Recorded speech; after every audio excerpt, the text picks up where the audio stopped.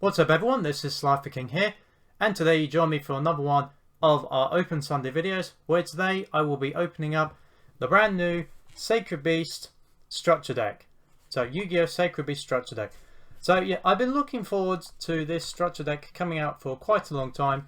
It's probably, I would say it's the structure deck I've been most anticipated for quite a long time, because well, I have built Sacred Beast, so I've been looking forward to the new support. So this contains obviously all three Sacred Beasts. So you've got Yugioh, Lord of Searing Flames, Haman, Lord of Striking Thunder, and Raphael, Lord of Phantasms. But it also comes with quite decent new supports as well for the Sacred Beast arts type. So let's get this open. Oh yeah, I forget you can do it like that now. So yes, let's get this open. Oh yeah, it's one of these designs where, hang on, just gonna open it from the base. There we go, that's easier. So yeah, by the way, this playmat I actually kind of wish they would make into a real playmat. Hold on, it's a bit, I know it's a bit tricky to see, but you've got the art of some of the new Sacred Beast cards.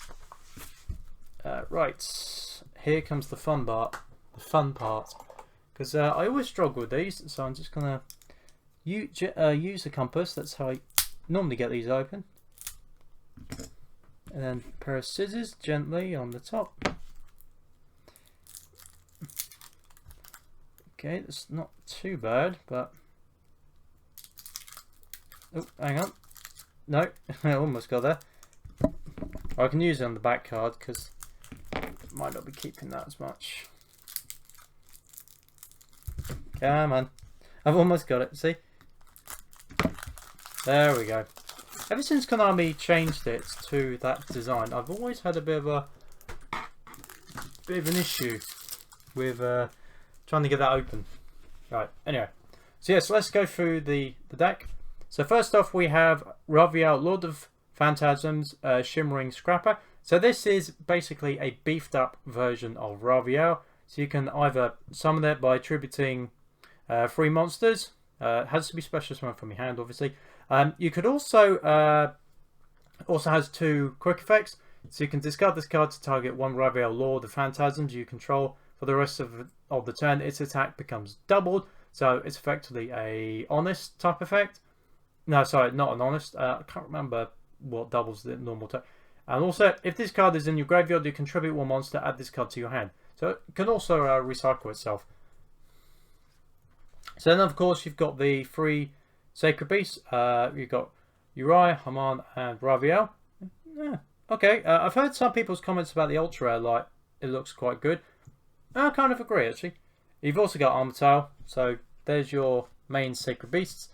Then we come to Haman's support.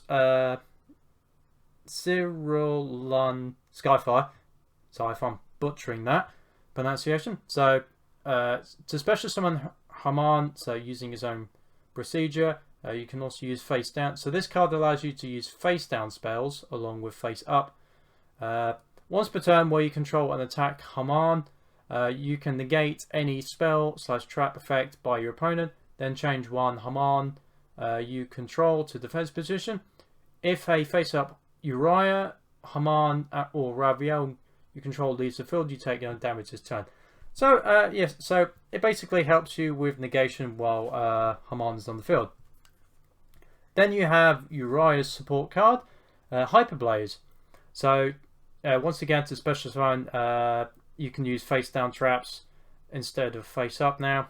Once per battle, when an attack is declared involving your Yugioh, you can send 1 trap from your hand or deck to the graveyard. Its attack becomes the number of face-up traps on the field times 1,000. So it's a little bit like a Slifer effect type of deal. I can't remember if I can't remember off by heart if yep, yeah. So it's basically like the card, except it's recycling type of thing. So that's for the rest of the turn. Once per turn, you can discard 1 card, add to your hand 1. So, oh, sorry, I misread that. You can discard one card, add to your hand, or special summon one Uriah, Haman, or Raphael, ignoring its summoning conditions. So that last bit makes it pretty decent. Yeah, I feel so. Then we have the new fusion. So this is basically a new fusion, a new polymerization for the Sacred Beast archetype. But it also it does have one requirement. It said you can fusion summon one Phantasm, which will come into effect with another card later on. So those are the hollows. Now for the commons. First off, we have Chaos Core. So this is basically a Foolish Burial for all three of the Sacred Beasts. Then you've got Dark Reckoning Beast. So this allows you to... This is basically the Honest for the Sacred Beast. So you can, when normal summon, you can add one of them to your hand. I'm not going to go too in depth with the commons because I don't want this to be a massively long video. This one is a tribute, so you can tribute summon. So you can tribute this card, special summon one of the Sacred Beasts, ignoring its summoning conditions. You can also banish to add a Fallen Paradise, so you can add a protection card too. Dark Summoning Beast doesn't need too much explaining because we've had this card for a few years now. Then we get to some of the reprints. We get Phantasm of Chaos, Phantom Sky Blaster, Mad Reloader, Grave Scrummer, Rainbow Dark Dragon, which just had a reprint in the Legendary Duelist, which I find funny. Trigodia, Radiant, the multi-dimensional kaiju, always handy to have a kaiju reprint. Chaos Hunter, Puppet Master, Street Patrol. I did actually run this in my original build of the Sacred Beast. Be curious whether to see I still use it, but yeah, it's nice to see that they included that. Mile Branch of the Burning Abyss, the Fabled Cerberus, Dangel, Chupacabra. So those are the monsters. Now for the spells. First off is the opening of the Spirit Gates. So there's a couple of cards in here which are reference to the GX episodes which the Sacred Beasts were in. Of course, the Spirit Gates in Season 2, $7 were given 7 Spirit Keys. When all the Spirit Keys were assembled together, it unlocks the tomb where the Sacred Beasts are stored. So, yeah, okay, so there's a little bit of lore. So this card, basically, when it's activated, you can add one of the Sacred Beasts to your... or one monster that specifically lists any of those cards in its text from your deck to your hand, so it's a searcher. Once per turn, you can discard one card, special summon one Fiend monster with 0 attack from your graveyard. So that could be a multitude of monsters. You could go for like Dark Summoning Beast, Dark Beckoning, Chaos Core. So yeah, that works well with those. Once per turn, you can discard... Oh, sorry, I already read that bit. Once per turn, if you control a level 10 monster, you can add one continuous spell from the graveyard to your hand. You can only activate one opening of the Spirit Gates per turn. So it also does help out a lot with Haman as well, because you can add a continuous spell card. Fallen Paradise, we've had this for a couple of years now, so it's basically a protection effect for the Sacred Beast. Phantasmal Martyrs, so yep, that got ripping, sorry. Spell Chronicle, Terraforming, always good to have. Spell Rotation, Mind of the Bound Creator, another protection card for the Sacred Beasts. 1-for-1, Searcher for your tuners. The Beginning of the End, Pot of Desires, always nice to have a reprint of that. Owner's Seal, Field Barrier, Swords of Concealing Light, Mystical Space Typhoon. And then we have arguably one of the most talked about cards from this structure deck, Awakening of the Sacred Beasts. So this is a pretty good trap card to definitely include in your Sacred Beast deck. So this card gains these effects based on the number of Sacred Beasts you have on the field with different names. So if you have one, each time your opponent normal or special summons a monster, you gain life points equal to the attack of the monster. And also, if you notice, the picture is a reference to what the Sacred Beasts did during the season of GX. So basically, when they were summoned, they were literally draining the life energy of all other duel monsters. So the second one is arguably the craziest effect. Negate the effect. Negates the activated effects of monsters your opponent controls. So yes, so it's basically it's a effect failure on the field. And the third one is any monster sent to your opponent's graveyard are banished instead. Once per turn, if you control a level 10 monster, you can add one continuous trap from your graveyard to your hand. So this also, that last bit also helps out with Uriah, just like the spell card helps out with Haman.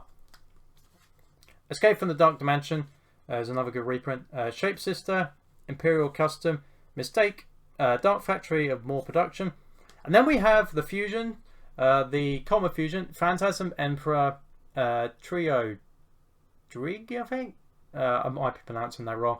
So yes, the reason this is included is because thanks to different fusion destruction, so dimension fusion destruction, you can actually bring out this card using Sacred Beast. So I feel like it might be a good idea to maybe include that as another option to Armatel. And then just to finish off, you get your tokens. So you get a Phantasmal Martyr token and a Phantasm token. And you also get some promotions for Duel Links, Legacy of the Duelist, and Legacy Duel Season 1, which of course we opened last week. So there was a opening of a Yu-Gi-Oh! Sacred Beast structure deck. What do I have to say about this deck? Well, I have to say this is going to be, well, for a person that likes running Sacred Beast, I definitely like the fact that they came out with this. I think, if I remember correctly, this came second in the structure deck voting in the OCG, which is why we had Shadows a few months ago. And, oh wait, no, we had Shadows back in, I think it was February. Then we had Ancient no, not Ancient Gears, again with my,